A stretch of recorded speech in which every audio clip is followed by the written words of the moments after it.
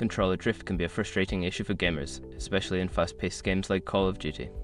This guide will help you troubleshoot and configure your controller to minimize or eliminate drift. Step 1. Check for physical obstructions. Inspect your controller's analog sticks for any dirt or debris. Clean around the base of the sticks using compressed air or a soft cloth to ensure nothing is obstructing their movement. Step 2. Update controller firmware.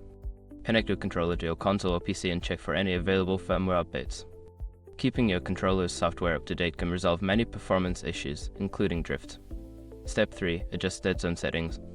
Access the game settings in Call of Duty and navigate to the controller options. Adjust the dead zone settings for the analog sticks. Increasing the dead zone can help reduce sensitivity to minor stick movements that cause drift. Step 4. Reset controller settings. If the drift persists, consider resetting your controller to its default settings. This can usually be done through the console or PC settings menu.